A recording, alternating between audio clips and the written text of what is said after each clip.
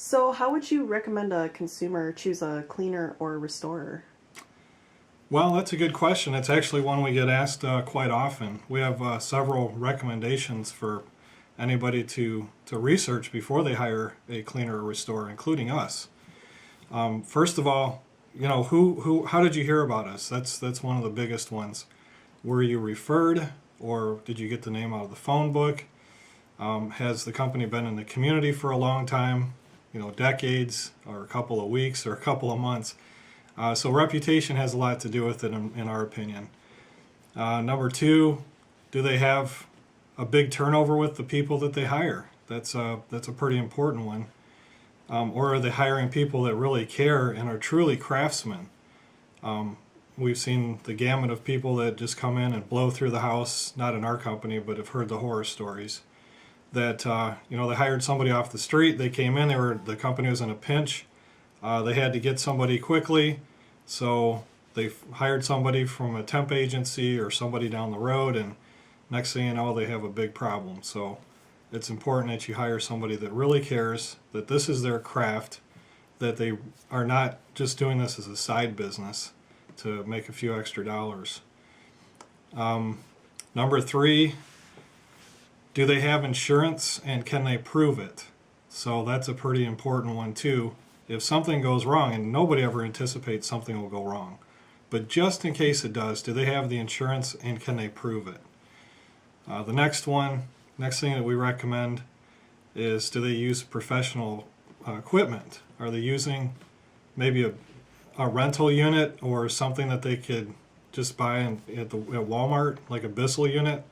Or are they using equipment that's designed specifically for cleaning carpet, upholstery, tile, and grout?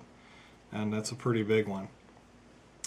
Are they using products that are designed, kind of tied in with the previous one, are they using products that are designed for cleaning the type of surface that they're there to clean? For instance, carpeting is very specific about the pH range. Tile and grout, especially if it's stone. If you use an acid on stone, it could permanently etch it, and then you have a big problem trying to get it shiny again. So are they using products that are designed specifically for those items that they're cleaning, or are they just running down to the hardware store and grabbing something off the shelf like a general cleaner? Finally, on that part of it, there's a lot of things that don't rinse out easily, so it's important that's one of the reasons to also choose proper products, because if you have a heavy residue left in your carpet or rugs especially, it's going to re-soil, and it might look good today and the next couple of weeks, but then what?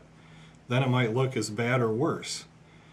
Let's see, next, protective equipment. Are they using protective equipment to protect your property, like corner guards and door guards, knuckle protectors, protective mats, things that will protect your property from getting damaged from hoses and bottles and other associated equipment that needs to be brought into the house? So that's a very important one, and we take that very seriously because we treat your property like it's our own. And last but not least is, do they guarantee their work? We think it's really important that a company stands behind everything that they say they're going to do. And if something goes awash, nobody ever plans for this, but if it does, if it goes wrong, will they come back out and fix it? So that's a really important 7 steps right there of ways to choose a proper cleaner or restorer.